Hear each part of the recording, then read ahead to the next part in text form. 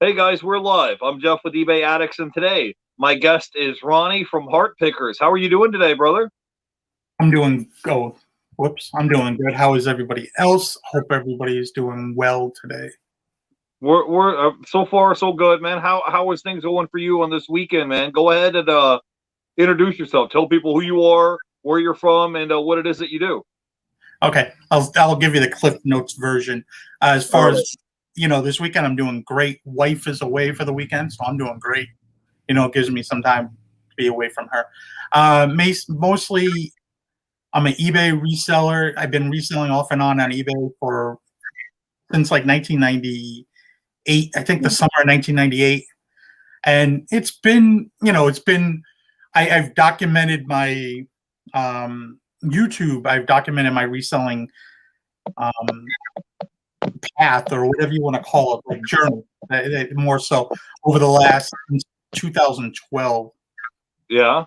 So it's been, and then I think I went full time in November of 2013. So I've been full time for a little bit now. My wife has been in and out of the business. She's sometimes full time with me, so it makes it a little interesting when it's your only income coming in. And it's fun. He did the whole Amazon thing for a while. It wasn't for me, but I love eBay. It's eBay for life over here, and it's just the way it is. Right. Well, we came to the right place. So we talk about every week is talking about eBay. So let's say hello to a few people here in the chat. We have Philly Flipper was here in the chat. We have Daytona.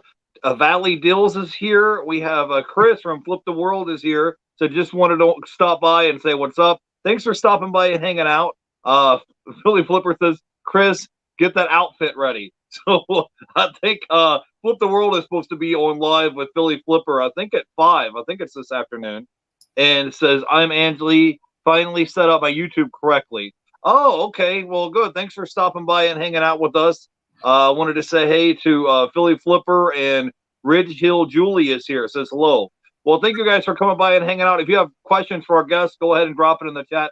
So, Ronnie, you live up in the Northeast. So you live in Boston, or where exactly do you live at? I live about an hour south of Boston on an island basically called Cape Cod. Lived in Hyannis, and tourists are coming this time of year, so I'm not thrilled about it, but we got to live with it. Okay, cool. So first thing I wanted to talk to you about, did you happen to run into Philly Flipper there when you guys were at the reseller rally? I ran into a lot of different people, but trying to sometimes put names with faces is kind of hard. And also the fact that I didn't even know, like, half the people there that had channels, I didn't even know who they're basically. I didn't know they had channels. So it was kind of it was a little interesting that, to know about some of these people. I think last year with the pandemic and everything, I kind of slowed down on making videos, but I also slowed down watching other people's videos, just reselling related.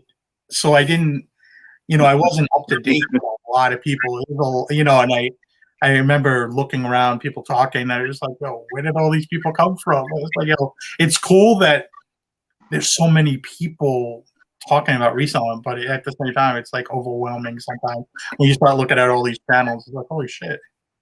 Yeah. There's a lot of content creators that just sprung up overnight. But Philly Flipper has a question. He wants to know: was the Kimball Walker a good trade in your opinion? What do you think about it? Is it a good trade or not?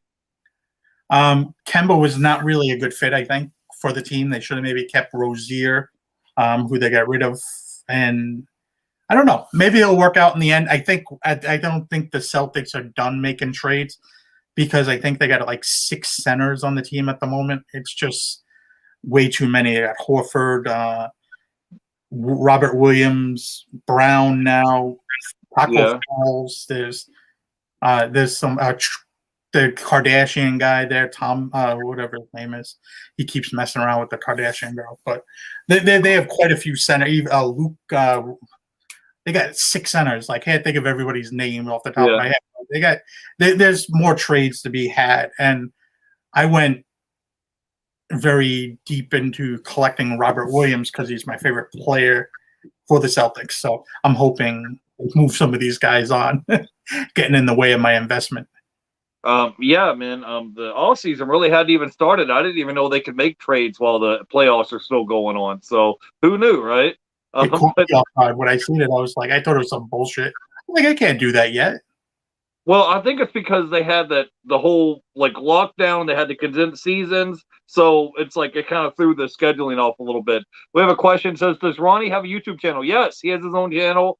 He has about 14,000 subscribers now. So all of his links are down below. If you want to go follow him on YouTube and Instagram, you can go by and check him out. Philly Flipper says, you can never have enough sinners. Well, yeah, I mean the off season really hasn't even started. I think it will start, right around when the NBA draft starts. The ATL Flipper is in the house. He says, "What's up, everybody?" So tell me, man, tell me about how your journey was going to the reseller rally. You had a good time. I watched your video on your channel. Looks like you had a good time. Yeah, I had a good time. It was one of those things. Left. It was about a week. I think we were gone. No, not a week. 6 days maybe total.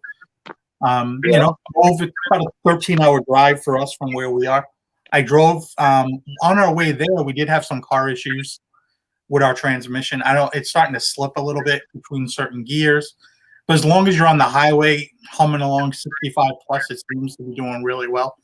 I actually dropped it off this last week. It's been sitting at the Chevy dealer, but due to the prices of used cars, they have actually offered me like 17 over what I owe on it still. So I may buy a new one, but that's a different story. Just because the prices for a used SUV with 83,000 miles is so good right now. I'll take that if they get the transmission fixed. Of course, we'll see. Right. At the same time, it's like when you're almost done paying off a vehicle, you got like less than a year off. Do you want to start that whole process again? Yeah, but then it seems like right as soon as the warranty expires on your car, that's when everything starts falling apart on it. And you don't want to be stuck with all those huge repair bills. So I'm with you, bro. Yeah, I just paid $1,500 for my car. I just got an old Toyota Camry. It just gets me from point A to point B. It's like a 2000 Toyota Camry. As long as it runs and drives and gets me back and forth to the grocery store, I'm good, So anyways, you got to hang out with some Craigslist Hunter was there. You got to hang out with Cincinnati Picker. Lonnie from Shed Flips was there, so sounds like you had a good time. Yeah, it was really good. I met them at the last one when me, Pete, and Golden Finger Picker did the last one in 2017. Lonnie and John came, and we got to meet them and hang out, and along with a lot of other content creators too. And it was fun, and we wanted to do this one a little bit different. Like last time, we had a whole speaking thing. We're on stage, and I didn't like that. It's like, you're talking about a subject, and then you're doing a question and answer kind of thing, and that just felt weird. Like, you know what I mean? It just felt weird. 200 people in a room asking you questions and so on, etc. So it was kind of, this was a lot better. It's a networking thing. Get to meet people, get to talk with people. If you're a content creator, you get to talk to people that. I met people that watched my channel 7-8 years, and I was just like, that's crazy.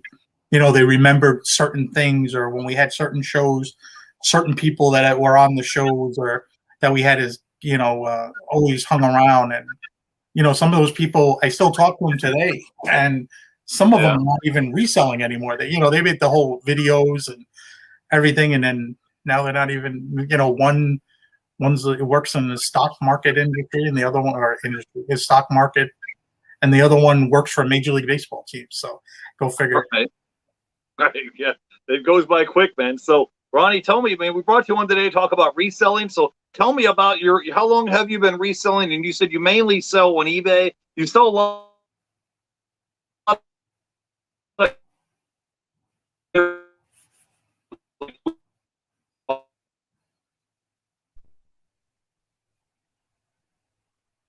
Yeah. I'm here. You kind of, I on my end, you kind of went out. I don't know if you're still going out. Is that my end or your end? I think it's on my end, but we're good right now. Go ahead. All right. I didn't hear all the question. I'm sorry. I just said I was asking you a question. Could you talk to me about reselling a little bit? So, what is your niche, like your bread and butter? What are some of the items that you like selling the most on eBay? Oh, okay. Like, do you do a lot of clothing, shoes, hats? Go ahead. For the most part, we do a lot of men's clothing, and it's just what we find in our area. When we first got started reselling in 2012, it was just by chance. There's a Goodwill by our mall, and my wife was from the Dominican Republic, and we moved here, and we were here for a while, and she's like, "What's this store that says Goodwill?" And I'm like, "Oh, it's a thrift store." And she's like, "What's in there?" And I'm like, "I don't know. I've never been in a thrift store before."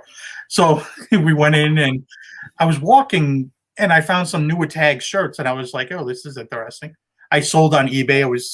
I was very familiar with eBay, so I bought some shirts and put them on eBay, made a few dollars, and it kind of got me really interested in it again. As I coming into that part, I sold sneakers to move to the Dominican Republic for a while back in 2009. I had like a collection of like 100 sneakers. I sold some sneakers that I could live there for 6 months without having to worry about like where am I going to pay this or that. I met my wife. We came back. Stayed. Moved here. And it was always fun selling on eBay. But clothing is a big part of it. But with yard sales and everything, I go out and buy everything. Anything we can make money on. There's certain things I know a little bit more about than others. But I mean, with smartphones now, you could look up anything that has a model number or a barcode on it. If you just need a little direction, I mean, it takes a minute to look something up. I mean, at estate sales, yard sales, that kind of thing, it does get a little awkward sometimes trying to look stuff up. But, I mean, I'm kind of more the grab and buy kind of guy. I will grab and buy it, and more times you win, or unless it's something expensive. But if you're paying under $10 for me, I'll take the risk all day, because I'm trying to speed through and get to as many sales as possible. Like, I'm not worried about losing money on one item or two items. As long as I think I can get my money back on it, I'll take the chance. Yeah, I mean, if you can get items when you're out there and you're getting stuff for 50 cents, $1, $1.50, $2, you just kind of grab it and go, right? So how many items do you currently have listed right now on your eBay store? Not much. Maybe 500. I mean, for a lot of people, you'd say you have 500 listings and you're a full-time reseller. A lot of people would be like, eh. But I mean, last month I think we did 16,000 maybe. So I mean, Really, that's a lot for having a small store. Yeah, there's a few other things mixed in there too. If I took that out, maybe 7 or 8. But I really haven't focused really as much on, because everything was closed because of last year. So it's been, our stores in Massachusetts, they reduced the hours, they reduced the number of people you can go into a thrift store. Some thrift stores around us were only open to 11 to 5, as before they were open 9 to 9. Then you would only allow 20 people in the store. It got to be tough trying to go to stores. Like estate sales, you had to make a number, go back to your car and wait to be called when it's your turn to go. There's no waiting in line anymore like you used to, 100 deep at a line waiting to get into a house. They were only allowing like 15, 20 people in a house at a time, 10 people, depending on the size of the house. So reselling last year was a little difficult, and I was lucky that we had the funds, I guess, to kind of just float along through it, getting to other items. Like we got into a lot of trading cards and stuff like that, and it just became something to do for a while. But now that everything's open back up, now I'm just back on the whole thrifting, yard sales, flea markets, that kind of thing. It's time to get back to work and just go forward. Yeah, I hear you. It's the same thing down here in Florida. I mean, we tried to go to a pawn shop and only let 5 people in there at a time. And there was like literally a line outside the building to get in the place. And I'm just like, bro, I'm not waiting in line, 30 minutes to go in here maybe so I can definitely relate. So where are the places that you like to go sourcing at right now the most? You like to hit up yard sales, thrift stores? Like, what are your favorite places that you like sourcing at? Favorite is always thrift stores. I mean that's the thrift stores is on the bottom. I really love yard sales, estate sales. Estate sales is probably the number one thing because you just come across Yeah, some. If you can go onto like estatesales.net and check out different state sales in your area, they show you pictures and you could kind of scope out what things are, price things, kind of trying to figure out where they would be in the house. It becomes a game to try to get there first or be one of the first 10 people in line and then get to that item before everybody else does. Like there's certain items that we've had that we've sold that I've seen in pictures and it's like, all right, me or the wife, it's like, okay, this is where I think it is. And a lot of times the night before they post the address. So you take the address, you could put it into like Zillow or one of these real estate sites, and most of the time the house may be listed.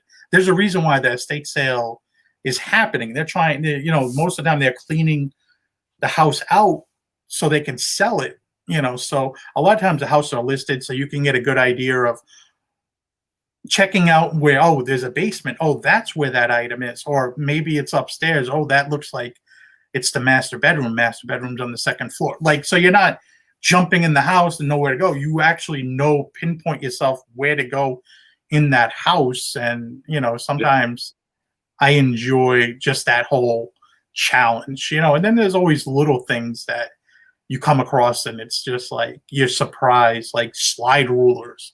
I remember picking up like a whole bunch of slide rulers for like $10, and I was surprised. Some of them weren't worth things, but there was ones that worth a few $100s. And it was like, holy shit. yeah. Sometimes estate sales are hit and miss. I'll get there, and it'll be like the first day of the estate sale, and they don't want to negotiate or budge on the price. And then sometimes you get there, and it's the last day of the estate sale, and they're like, "Hey, we had these people that had passed away. We have to get this house ready for sale, and everything in here that's left over, you guys can just have for free. Anything that you want, because we have to get this whole house cleaned out." So I definitely have been on both sides of that. Let me stop real quick. Amanda Brown just stopped by and hang out with us. Katie Reeds is in the chat. I wanted to say hey to Katie Reeds. I wanted to say hey to Daytona, Dalton Valley Dills. I don't know why I can't say your name correctly today. Is in the chat hanging out with us. So Ronnie, we talked to you earlier before the live stream about reselling sports cards, and I was watching one of your videos, and you were talking about like, hey, I have like $20,000 of value in these sports cards that you got, and basically you had bought these cards, and then you would go and get these cards graded, and then you would put them up for sale like on eBay. And some of the prices you were telling me was kind of like mind blowing when you're like, hey, this card here is worth $2,000. And I'm like, really? Like, that's more than my car, So I just can't really envision somebody paying that much for a sports card. So do people really buy them? Can you explain the kind of the process and kind of what you go through and what you look for? Because, I thought maybe when I think about sports cards, I think about like kids, looking for sports cards, like 14, 15-year-old kids buying sports cards and, trading them amongst each other during recess. Like, I don't ever really think like, hey, this card here could be worth, $2,000 graded and all this stuff. So can you kind of give us a little bit of a story of how this works? Yeah, mostly, let me see here.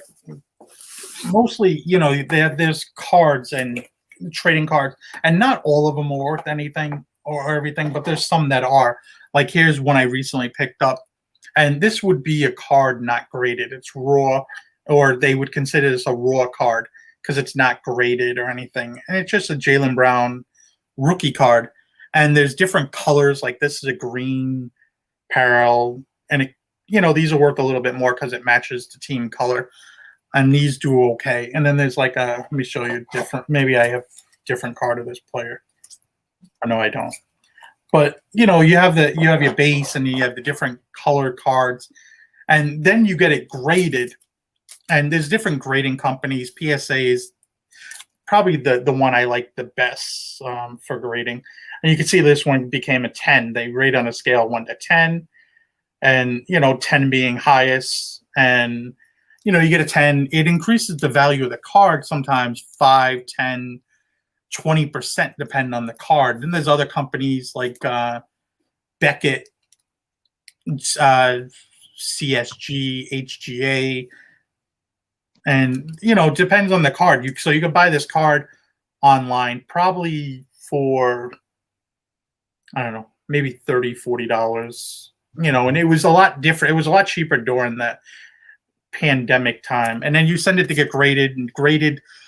They've raised their prices since I sent stuff in. I still get orders coming back. Like I got 3 orders back last month, and the price of the cards were somewhere probably around that. I don't know exactly how much the cards I sent in, but I had a $5,000 grading bill over the three orders, and it was probably close to 250 cards. And there's some of them, like this is probably the most valuable card I have in the set. This is a Jason Tatum downtown card. There's like 35, 40 of these supposedly, only they're not numbered or anything. And this card coming back at 10. I paid like $450 for this card, and right now it's probably worth around $3,000. Yeah, well, I have a question. Have you actually got some of these to sell for that price? Like, have you listed some on eBay and someone has paid $2,000 or $3,000 for a card? Go ahead. I mean, some have sold in that range. The thing with cards, though, they're so volatile. Like, here's a card, for instance, here. I got this one back, but this card came back at kind of like the wrong time. This is a Tim Duncan rookie card. I paid like $10 for these, and I had 25 of these sent in. Only one came back at 10. And this card was selling for, at one time, like, let me just show you the graph because that's probably an easier way. It's unreal that the change in value of a card because cards are volatile. Like, it's not like eBay clothing or items where you're looking for something and you're like, oh, yeah, well, it's kind of crazy because it kind of has to do with supply and demand. Like, for example, I think it was it Kobe, Tim Duncan, and Garnett just recently got inducted in the Hall of Fame. So then all of a sudden, all these people start throwing all their sports cards out on the market, thinking, "Hey, this player is going to be inducted in the Hall of Fame," thinking that the price is going to shoot up. But then there's an oversupply in that market, then it would actually bring the value down a little bit, right? That's basically what happened. It's simple. There was more sellers than buyers, basically. And you can see here, this is the graph for that card. And it shot up to, it was a few that sold in like this 13 to 16 range, as you can see. And then now it's back all the way down to like 320, I think is the last one that sold. So, yeah. It depends on it. It's kind of odd. I mean, I'm still making money on it. If I sold that card right today, like I paid 20, I paid less than 20, I paid 10, I think, and I got like 20 into grading. So 30 into it, I sell for 300. I'm making good money on that card, no matter what. So yeah, that's what I was going to ask you. Is that if you paid 10 for the card, you spent, let's say, $20 to get it graded, so you have $30 tied up in this card, and if you could turn around and sell it for 300, that's still going to be a 10x on your money minus your eBay fees and PayPal fees and all that. But the reason why I like your idea with selling cards is because it doesn't take up a lot of space. It's not like you're selling clothes or shoes or something that takes up a lot of space in your house. Anybody can do that, right?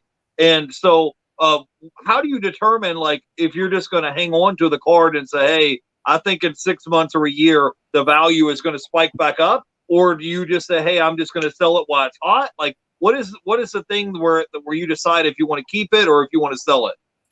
Like right now, for instance, I know right now it's basically basketball's dead. Like, because it's the end of the season, it's always card values traditionally, and that's always happens. The start of the season kind of is where you want to get rid of a card for the most part, between the start of the season and the All-Star game. You don't really want to hold on to it anything after that, because it seems like just people lose interest in it.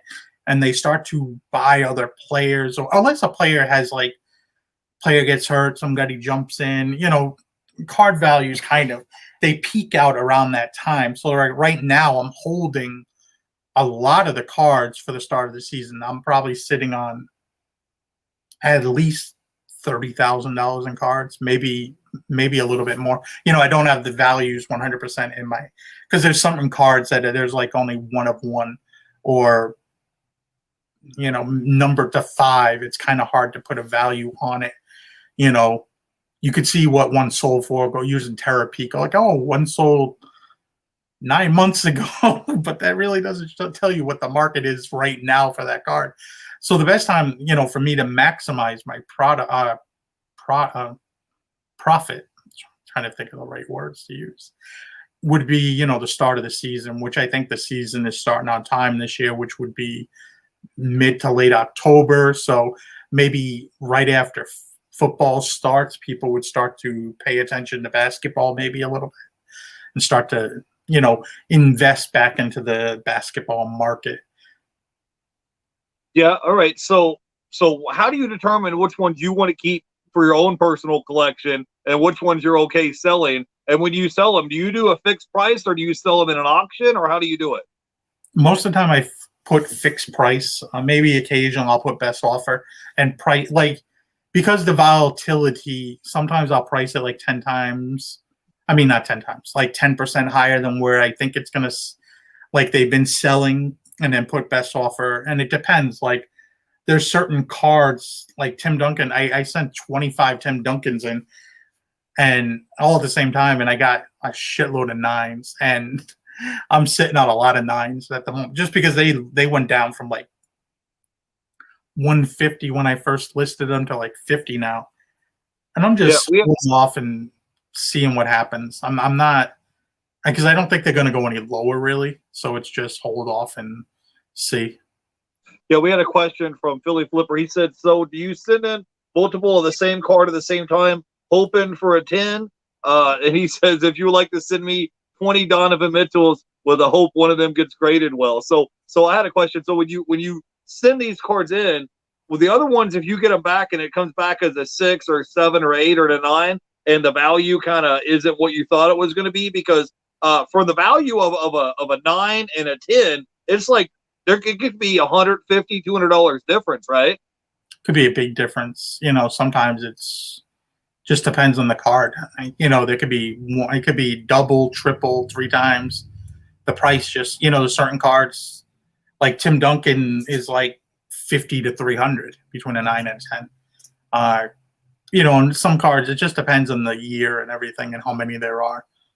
Yeah, and when I was watching your video, you were talking about, you would say, hey, this is how many of them are actually there is in the world that are graded 9s. Here's how many of them that are actually graded 10 in this bracket that actually exists. So when you have that, you kind of basically making it a limited edition version, right? So if you have your card, you get it graded, it comes back as a 10, and let's say there's 10 or 50 of them in the world that are graded 10, then now it kind of becomes a limited edition version of that card, right? Because there's not many of them that meet that grading requirements, right? Yeah, a lot of people tend to lean, or especially now, are tending to lean towards the cards that are not readily available. Like, they're looking for the different lower numbered stuff, but everything took a hit across the board. Like a lot of people would say, oh, the low numbered stuff didn't go down. It's like, oh yes, it did. You're just not looking. Everything went down. Like it was like a waterfall. So if I would have got the cards back in February, and I was supposed to get them back, like they were supposed to be back in 3 months, which would have been November. So if I sold them in December or January, I would have made a lot more money. Like a lot of those cards dropped from like 1,300, like I said, to 300, and it doesn't bother me necessarily because I didn't have that in the card. You only realize value when you sell a card. You could say that the card is valued at that price, but we all know it could go down or up or sideways. Anywhere it can go, in time. So it doesn't really can give you a value of your collection, but it doesn't really give you a value of people saying, hey, I got this, get a card. Okay. I wanted to say hey to Rescue Resellers in the chat, says hi. And I wanted to give a shout out to my buddy Katie Reeds. Thanks for the $2.99 super sticker. We appreciate you for coming by and hanging out with us today. I don't have any emojis or anything on the screen, but I appreciate your super chat. I do. I appreciate you for coming by and hanging out with us today. So Ronnie, can when you were showing us this card, like, can you show us an example or illustration of, let's say one of these cards is a 9, another one is a 10. Can you show us like how much the value is different, and maybe can show our audience, because some of these cards, there's nothing wrong with them. There's not a dent or a crease, but maybe the card is like off center or there's something wrong with it. Can you show us like an illustration? I'll put you on full screen so we can see you. Yeah, I'll try to find something here if I can. I mean, a lot of times you're not going to notice it. Like, I could show you something probably now and it's not going to show 100%, like, you know what I mean, on the thing. But let's see if I can grab something here. So when I was watching one of your older videos, you said that they stopped accepting people from sending cards in. Are they accepting people now where they could send cards in to get them graded, or no? Beckett is currently closed, as is I mean, they're not closed, but they've stopped like all their lower submissions, unless you're like walking in a card or doing Super Express, which is like $350 a card. It's just unreal. You have to have like a Jordan rookie to be wanting to do that kind of service level, just because $350 is a lot of money to spend on it, getting a card graded. But you can see like this one here.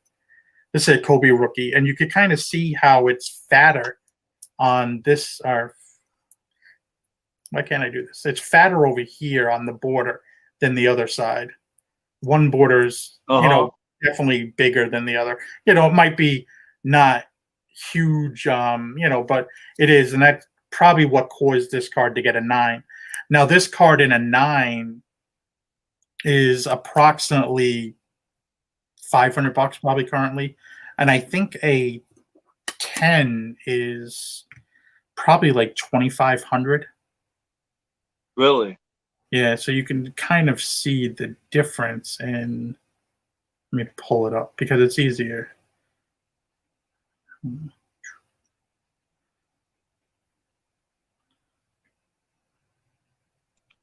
$2,800 currently. So you can see, there we go, $2,800 for a 10. And that card peaked out at a lot higher. That card was selling as high as $10,000 at one time. And a 9 is $450. So that is a little bit of a, and then you could even go lower. I'd say we'd say an 8. An 8's $250 range. So there, there is variance. We have a quick question. We have a quick question from the HL Flipper. He says, I have 300 baseball cards that I found in a thrift store, and I don't know what they're worth. How can I find the value without them getting graded? So where can he go to find the value of these cards? If they're a roll card, they're not graded or anything, how can he look up the value of what they're actually worth? Basically go across eBay and look at what eBay is basically the price guide nowadays. Even for ungraded cards, eBay is the basically the value. Basically the price guide nowadays. Most people go off of eBay. Beckett made a price guide, but they're so far behind. By the time they print it and update it, like certain things happen. It's like 2 months, they're 2 months behind on everything. And, it depends. If you're familiar with baseball, it would be to go through the KK cards and look for basically star players or players that you maybe recognize the names, and see and start there. Like if you're looking at baseball, you're probably looking for like Mike Trout and other players, other bigger baseball players, that you recognize the names, Shohei Ohtani or Aaron Judge. You're looking for those kind of players. Okay, cool. Now, when you have cards there at your house, how do you determine which ones you want to send in to be graded versus which ones you just want to hang on to that are like roll cards and you're like, no, I'll just hang on to those. These over here I need to get send in to get graded. Like, how do you determine that? Well, basically, most of the ones I bought were off of eBay. So through eBay, I would check out the condition of the card fairly well, make sure the card was centered. Maybe, with the magnifying tool they have on eBay, you could kind of see if the corners are damaged. A lot of cards, like some of them, trying to find a card. Like this card has a gray back. So if there was like any whiting on the back of this card in the corner, especially, I'd probably not get it graded or wouldn't. Now I wouldn't. Back then I would grade almost anything, even if it had a little white, because PSA 9s even, had some value over other cards. Now it's a little bit different because the price of grading has went up. I think when I started selling cards and it was like $13. Now I think the lowest service level is 30 or 50. I don't remember because it's been 3-4 months since I sent cards in now. So I'm really not. And then they also closed, so I don't have that number off the top of my head. But it definitely got more expensive to get a card graded. So you really have to be more, and then the values have come down. So you really have to, be certain what you're sending in is worth it and worth your time and effort. You don't want to lose money on grading. May take a chance on a card or two, but you don't want to do it on everything. Okay, cool. The ATL Flipper says, is there different card brands that are worth more? Like if it's Fleer or if there's different type of brand names, are they worth more money because they're a different name brand or not? I mean, it depends. There's certain brands within the brands, and you can, like there's Topps Chrome. There's probably in baseball, Topps probably makes 50, well, maybe not 50, but they probably make 20, 25 different cards or different sets of cards, and there is a little bit of difference in value based on the cards. Some cards are limited more than others. So, I mean, there is some difference. Most of the time, you could figure out what the card is. It's kind of one of those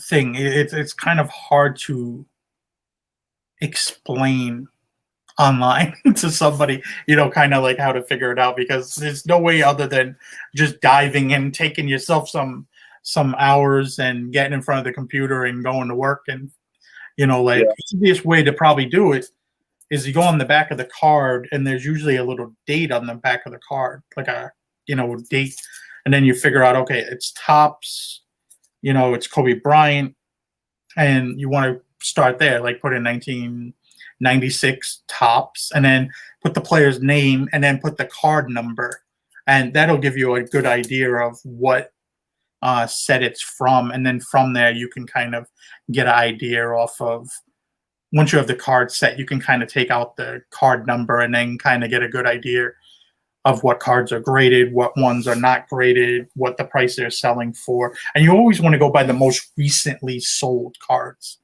especially with cards in general. Yeah, I remember when I was younger, they used to have those little Beckett guides, and you would get them, and you would like look through the little pages to see what things were worth. As far as like on the, what I'm talking about, they had the little magazine, and you could flip through the pages and see, oh, this is what this particular card is worth. But now the market is so crazy that it's like by the time you get it, it may be old.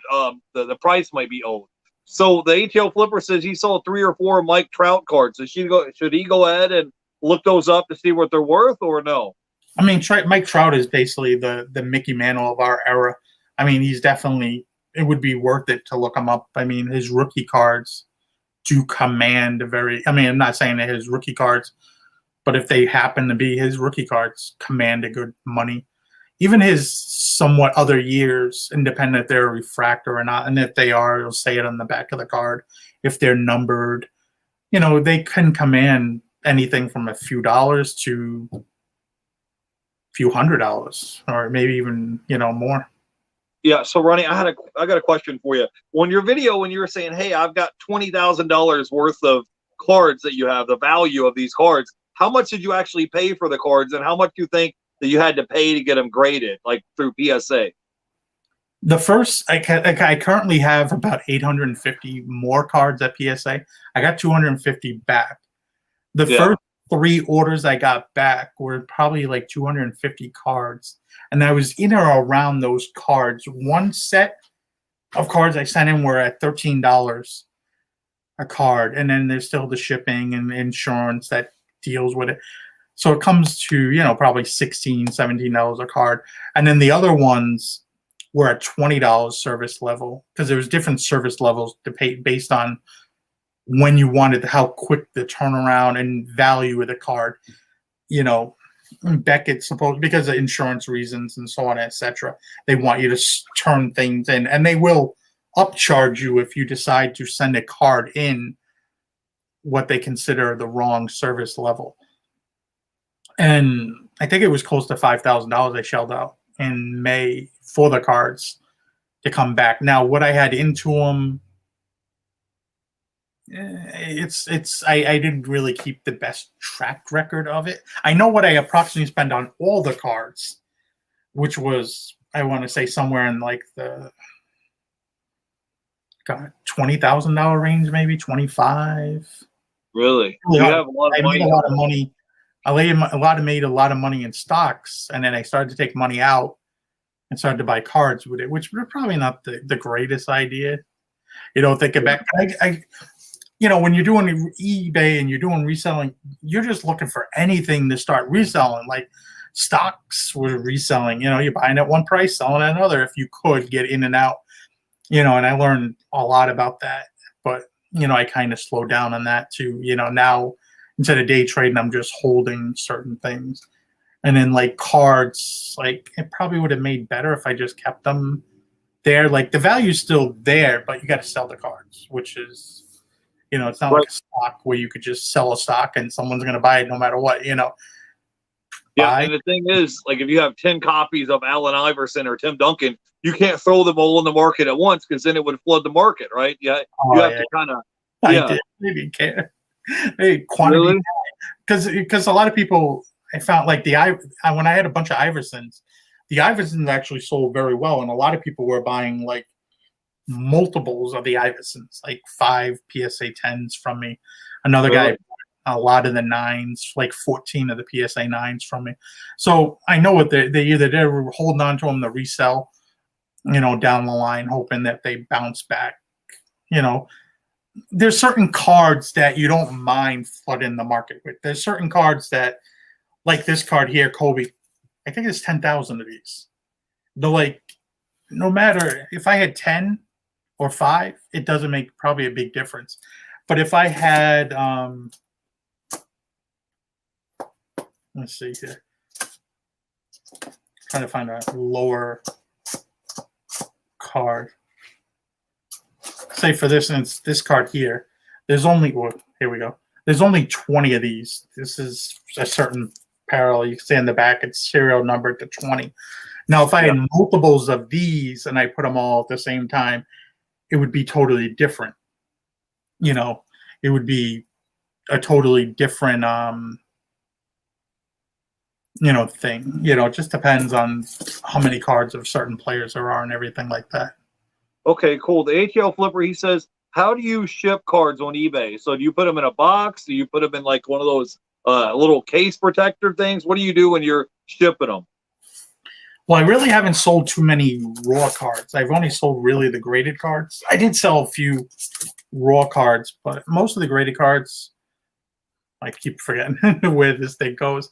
But they have these sleeves so the things don't get all scratched up. I put them in these it's like a little case, so they don't get scratched up or anything like that. And I usually ship these in the small flat rate boxes. I think it's like $8.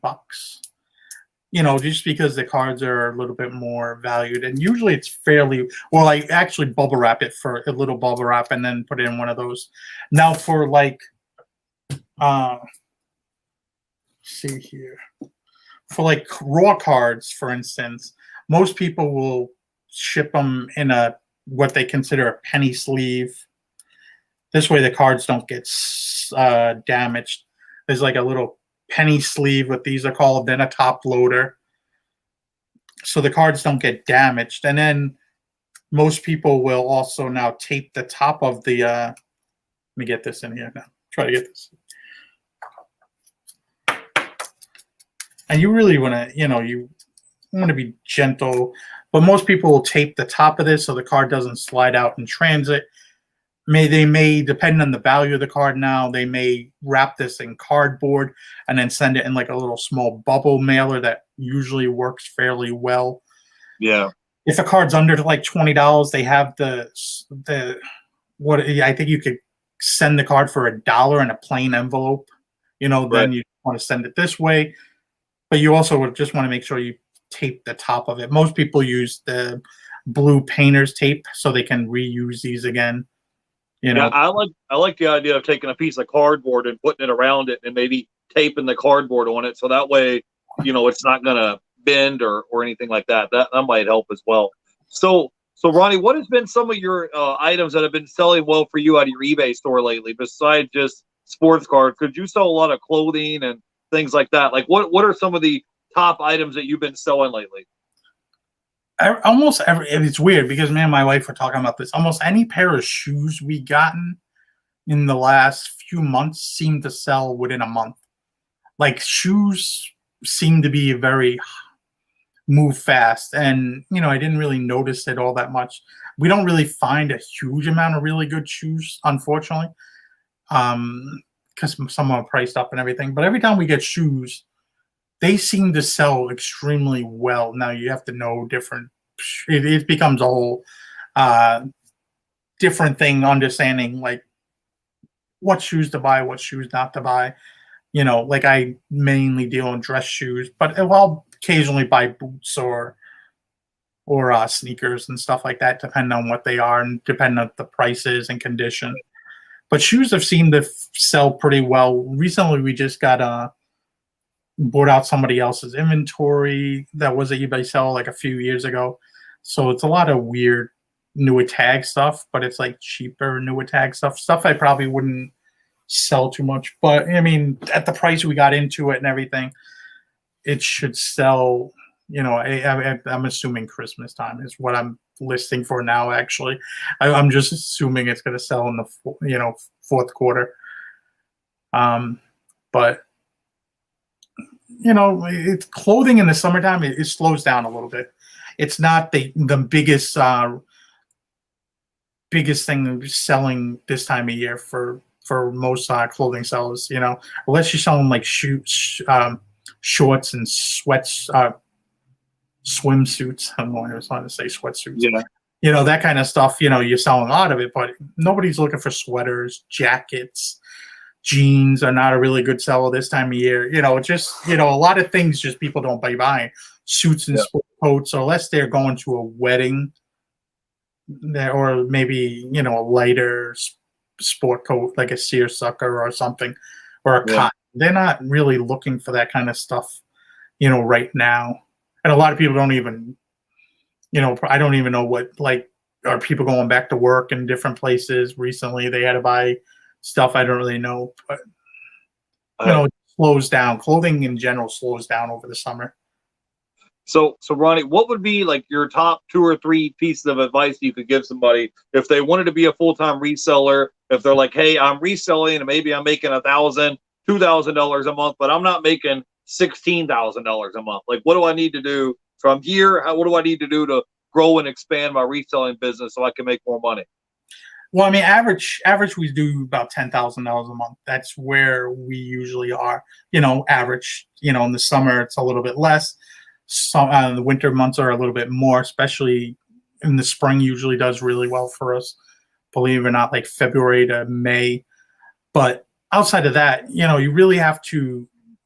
A lot of people will say you want to kind of get lean. You want to make sure your bills are situated. You don't have.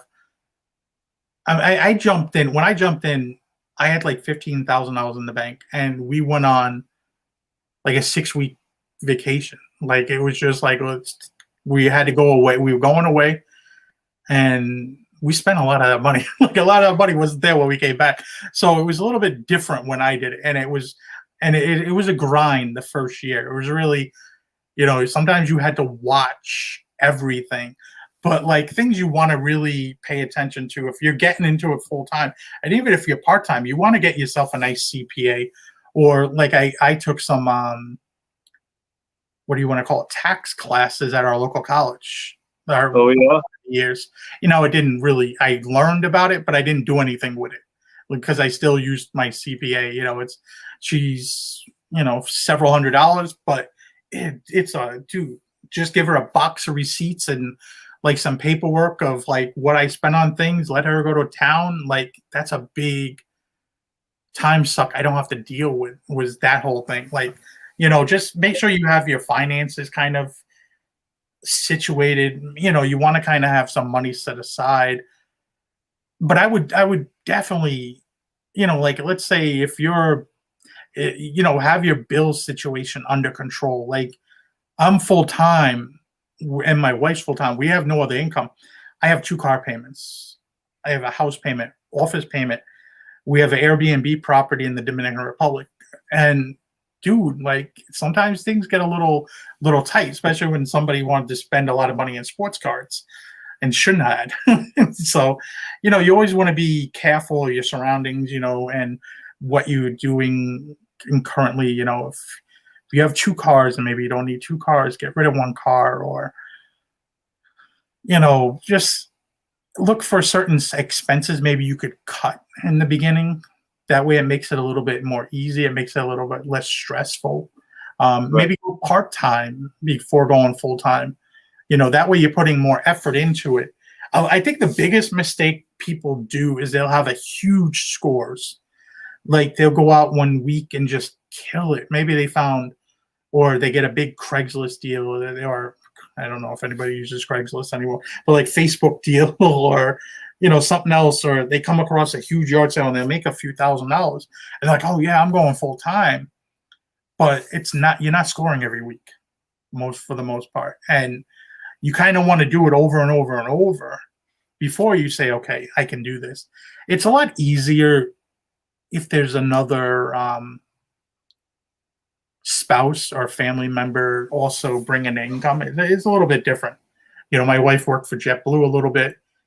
It wasn't really much coming in. It kind of didn't, but it was nice if I needed anything and be like, yo, honey, got to help out this month.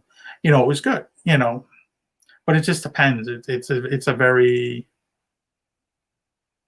there's 2 things that come to my mind. It's always easier when there's another spouse involved, though. And it's easier when your spouse is on board with it also. You see so many people like where they're just not, their spouse is not 100% into it. And you're like, that's hard not to crack because like if they're not really on board, then you might lose interest in it. Or if you do go full time with it, you may not get the support you need. Yeah. To really focus on it, without worrying about is this headed for a divorce now if I do reselling and this and that. So, there's a bunch of different variables, money becomes an issue, but yeah, I'm a person that did it without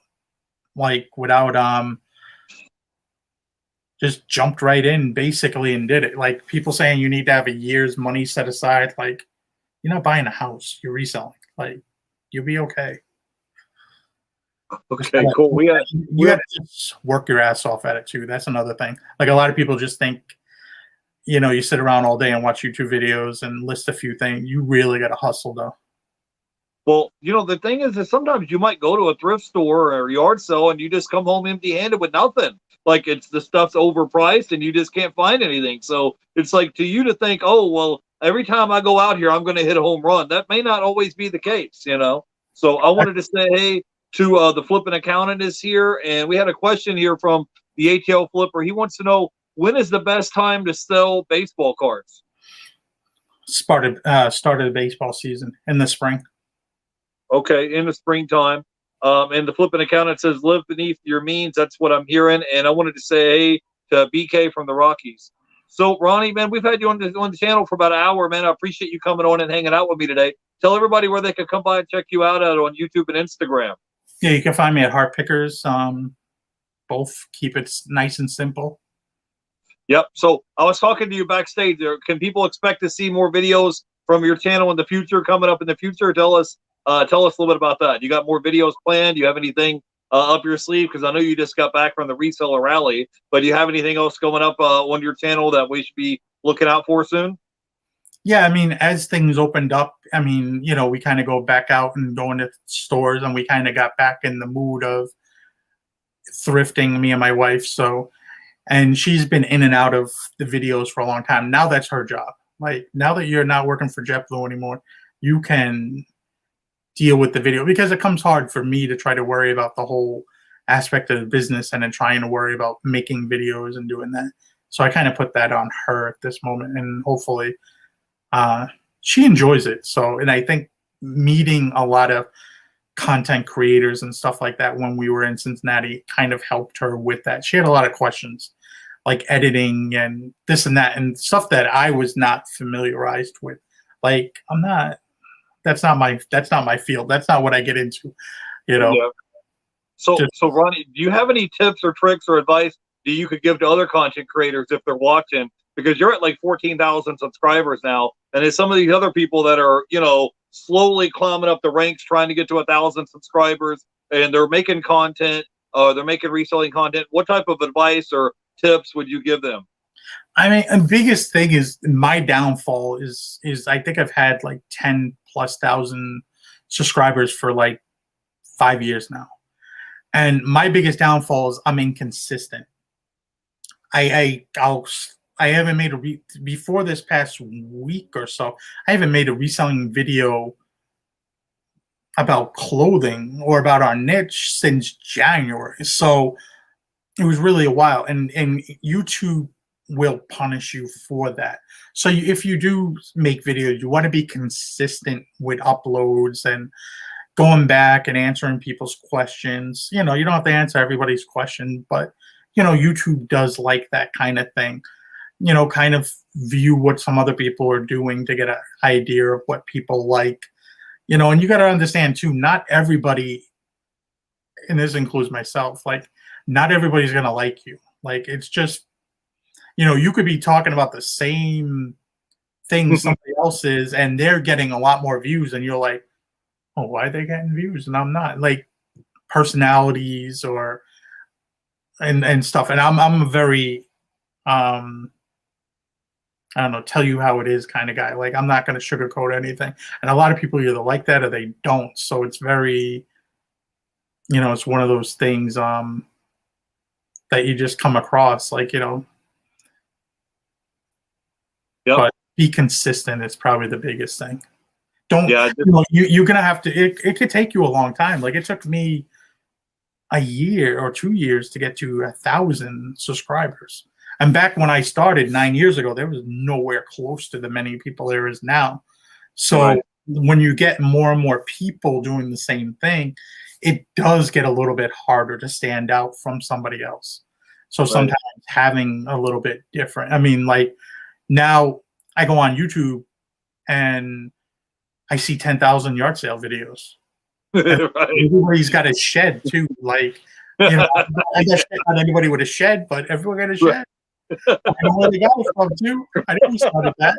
Right. It's like, oh, I have a shed too. Oh, your channel Shed Flips. Oh, I'm going to be Jeff Shed Flips. So it's kind of like everybody's out there putting the content, but you just got to be consistent at it. And like you said, you've been doing this for what, 7, 8, 9 years. So it's not something where you just snap your fingers and it happens overnight. It may take a good long while of just putting in effort, right?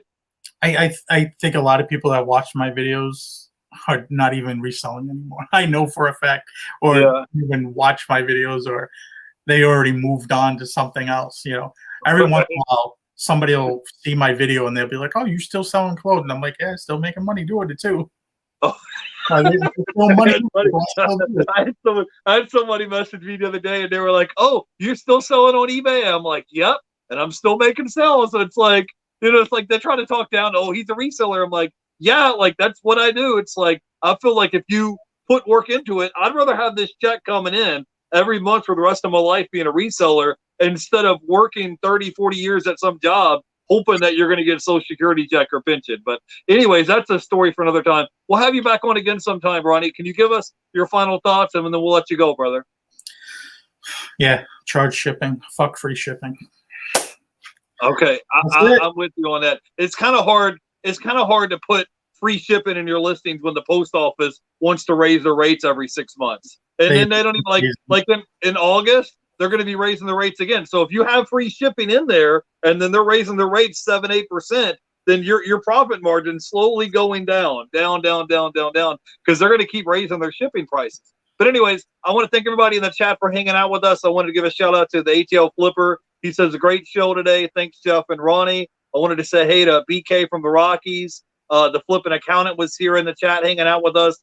And Katie Reeds and Rescue Resell and anybody else in the chat I missed. Thank you guys for hanging out. Hope you guys have a great weekend, and I will see you next week. Bye, guys.